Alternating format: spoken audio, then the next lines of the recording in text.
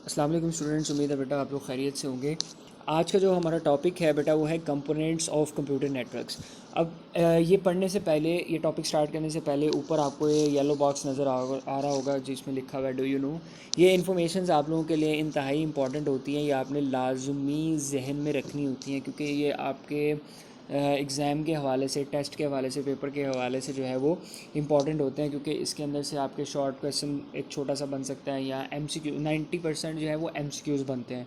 ठीक है, तो इसके लिए आपने ये येलो बॉक्स ज़रूर पढ़ना होता है। मैं आपको पढ़ के बता देता हूँ कि internet is a world wide collection of networks which allows a subscriber to send and receive emails, chat or browse the world wide web to get information the different topics। तो ये बड़ी एक आसान सी बात उन्होंने बताई है कि आप सब जानते हैं कि आप इंटरनेट जब इस्तेमाल कर रहे होते हैं तो एट दैट टाइम आप पूरी दुनिया के साथ कनेक्ट होते हैं। ठीक है, आप चाहें तो किसी भी जगह पे, किसी भी प्लेस पे जो है वो आप ईमेल सेंड कर सकते हैं, इंफॉर्मेशन शेयर कर सकते हैं, या आप कोई भी ब्राउज़ कर सकते हैं। यानी आप अक्सर इंफॉर्मेशन सर्च करने के लिए वेबसाइट पे जाते हैं www.google.com। ये जो www है इसका मतलब है वर्ल्ड वाइड वेब, यानी पूरी दुनिया के अंदर आप किसी भी वेबसाइट को जो है वो सर्च कर सकते हैं। ठीक है, तो ये एक छोटी सी इन्फॉर्मेशन थी जो कि आपके साथ शेयर की है मैंने, और ये आपने याद रखनी है। ये चीज़ें जो हैं वो आपको MCQs के हवाले से पूछी जा सकती हैं। तो हमारा टॉपिक जो है वो बेसिकली है कंपोनेंट्स ऑफ कंप्यूटर नेटवर्क। यानी कि जब आपका एक नेटवर्क बनता है तो उसमें कौन कौन से कंपोनेंट्स इंतहाई ज़रूरी होते हैं जिनके बगैर आपका नेटवर्क जो है वो इनकम्प्लीट होता है। तो सबसे पहले आपके पास है बेटा सेंडिंग डिवाइस, फिर है रिसीविंग डिवाइस, उसके बाद है communication device and the last one is transmission medium. तो आपके सामने एक छोटी सी फिगर भी बनी हुई है 1.2।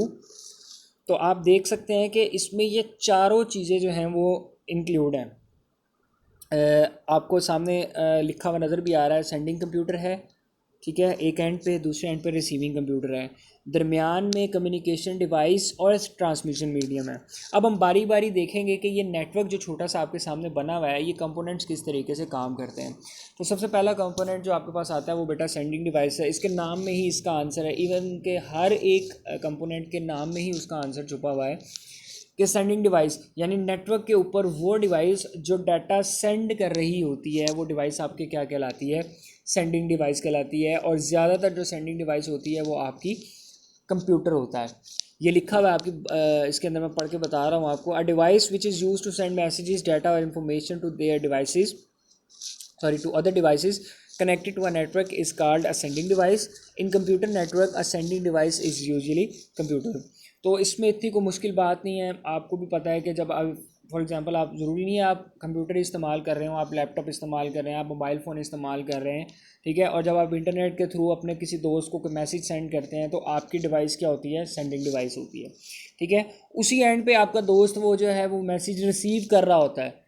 ठीक है, अब उसके पास कोई भी डिवाइस हो सकती है, ज़रूरी नहीं है कि कंप्यूटर ही हो, लैपटॉप ही हो, मोबाइल फ़ोन ही हो, उसके पास भी कोई भी डिवाइस हो सकती है जो डाटा रिसीव कर रही है। तो वो वाली डिवाइस क्या कहलाएगी, आपकी रिसीविंग डिवाइस कहलाएगी। कहता है in a computer network a receiving device receives messages, data or information from a sending device। The receiving device could be a computer, printer or a storage device।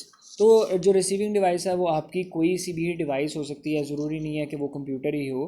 तो ये तो इंतहाई दो ज़्यादा चीज़ें थी कि जो डाटा सेंड कर रहा है वो सेंडिंग डिवाइस है, जो डाटा रिसीव कर रही है वो रिसीविंग डिवाइस है। तीसरी चीज़ आती है बेटा आपके पास कम्युनिकेशन डिवाइस। अब इसका काम क्या होता है कि जो डाटा सेंड कर रहा है और जो डाटा रिसीव कर रहा है, इन दोनों को आपस में कम्युनिकेट किस तरीके से कराया जाए। इन दोनों को, जो डाटा सेंड कर रहा है वो डाटा रिसीविंग एंड तक कैसे जाएगा, ठीक है, वो आपस में किस तरीके से बातचीत करेंगे। तो इनको आपस में कम्युनिकेट करवाने के लिए, बातचीत करवाने के लिए जो डिवाइस इस्तेमाल होती है उसको हम क्या कहते हैं, कम्युनिकेशन डिवाइस कहते हैं।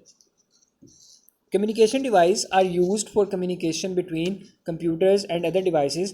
Modem is a popular communication device which is used for the internet communication। तो उन्होंने बताया है कि जो डिवाइस इस्तेमाल की जाती है उसका नाम क्या है, मॉडम है। ये अगले टॉपिक्स में जाके आप क्लियरली पढ़ेंगे कि मॉडम किस तरीके से काम करता है।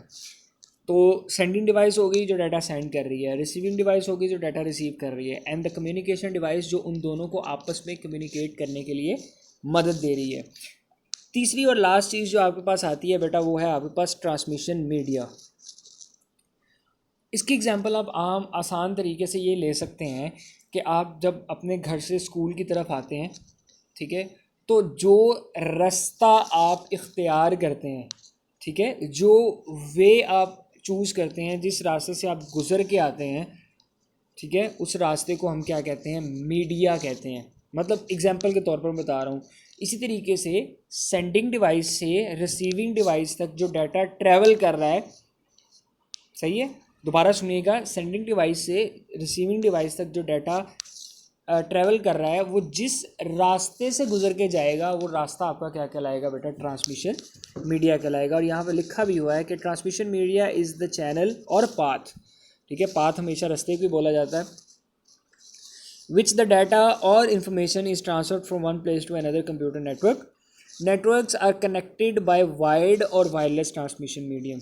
तो आप वाईफाई भी यूज़ करते हैं जिसको हम वायरलेस बोलते हैं, और तार के साथ भी आप इंटरनेट यूज़ करते हैं जिसको हम वाइड नेटवर्क बोलते हैं। तो ज़रूरी नहीं है कि कौन सा नेटवर्क है, वो किस रास्ते से गुजर के जा रहा है, वो आपका क्या कहलाता है बेटा, ट्रांसमिशन मीडिया कहलाता है। ठीक है, आज के लिए इतना ही। इस टॉपिक के अंदर हमने ये जो है वो कंपोनेंट्स ऑफ कंप्यूटर नेटवर्क पढ़े हैं। इंशाल्लाह अगले लेक्चर में आपसे मुलाकात होगी बेटा। अल्लाह हाफ़िज़।